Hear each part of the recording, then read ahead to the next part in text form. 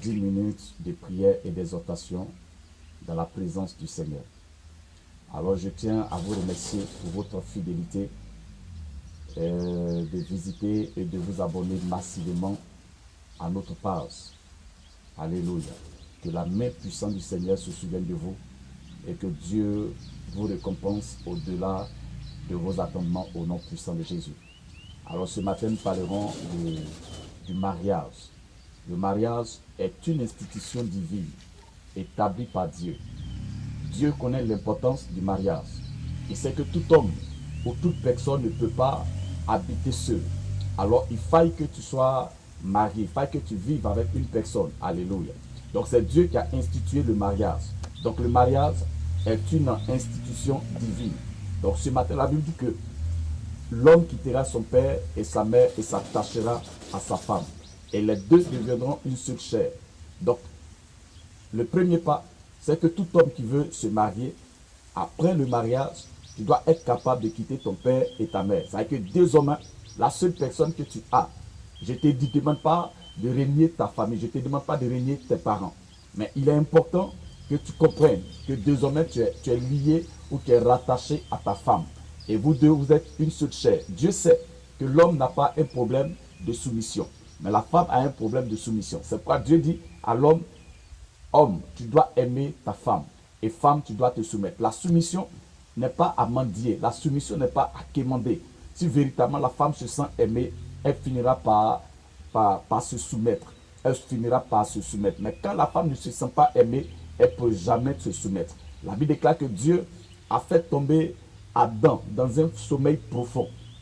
Et il a pris une corde pour créer une femme appelée Ève. Et quand Ève s'est levée, quand Adam s'est levé, il a dit, cette fois-ci, voici la chair de ma chair et l'os de mes os. Donc il est important, et il dit, on l'appellera femme. Donc c'est avec la côte que Dieu a constitué la femme. Ce n'est pas avec l'os du tibia, c'est avec les os de la côte. Donc tel que l'os de la côte est courbé, ne t'attends pas à ce que la femme soit droite. C'est à toi de l'enseigner, c'est à toi de l'éduquer, c'est à toi de lui dire ce que tu attends d'elle. Et quand ça rentre, elle sera obligée de se soumettre et surtout apprendre à l'aimer. Apprendre à l'aimer. L'homme a un souci pour aimer. Même tout le quartier va te dire, tu as eu la plus belle femme du quartier, tu as eu la plus belle femme du pays, tu as eu la plus belle femme du continent, tu as eu la plus belle femme de la ville. Mais quand il va voir un nain ou une femme contraire, il va encore l'aimer. Donc l'homme a un problème pour aimer. Donc Dieu lui dit, aime l'homme, tu dois aimer ta femme. C'est le premier pas. Tu dois aimer ta femme. Pour que ta femme se soumette, tu dois véritablement l'aimer. Il faut qu'elle se sente qu'elle est aimée. Il faut qu'elle se sente qu'elle est aimée. Donc il faut plus écouter ta femme. Écoute-la, parce que Dieu ne descendra pas du ciel pour venir sur la terre pour te parler. Donc apprends à aimer ta femme et tu verras qu'elle va se soumettre. Alors je te précise, ce n'est pas parce que tu es beau, ce n'est pas parce que tu es belle que tu es qualifié à te marier. Le mariage, c'est une grâce. C'est une grâce que Dieu te fait.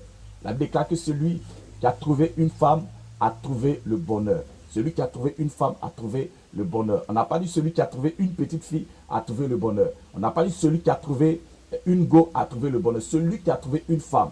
Et lorsqu'on parle de femme, c'est quelqu'un qui est mature, c'est quelqu'un qui écoute, c'est quelqu'un qui ne raconte pas la vie de son foyer partout. Mais c'est quelqu'un qui craint Dieu et c'est quelqu'un qui se consacre, c'est quelqu'un qui prie véritablement, qui soumet son foyer à Dieu. Alléluia. Donc je prie ce matin que Dieu t'accorde la grâce du mariage.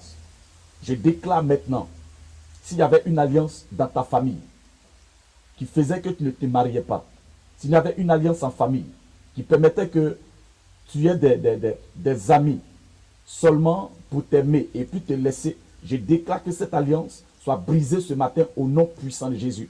Que cette alliance soit brisée ce matin au nom puissant de Jésus. Que cette alliance soit brisée ce matin au nom puissant de Jésus. Que Dieu te donne la grâce de te marier. Que Dieu te donne la grâce de te marier. Et que ton mariage dure aussi longtemps.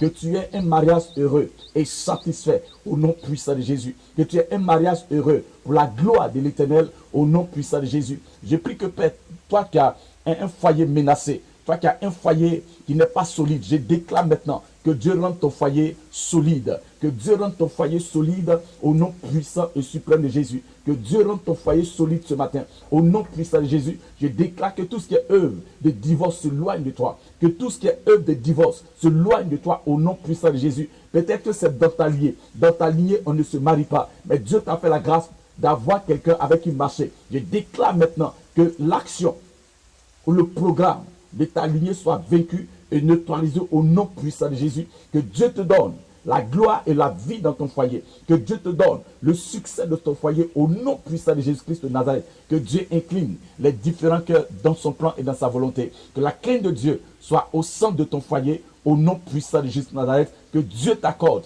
l'opportunité de te marier. Que Dieu t'accorde l'opportunité de te marier. Et que tu sois heureux ou heureuse dans ton foyer au nom puissant et suprême de Jésus. Que la paix du Seigneur soit sur vous. Que sa gloire soit sur vous au nom puissant de Jésus. Que Dieu appelle de bonnes choses dans ta vie ainsi que dans ton foyer au nom puissant et suprême de Jésus-Christ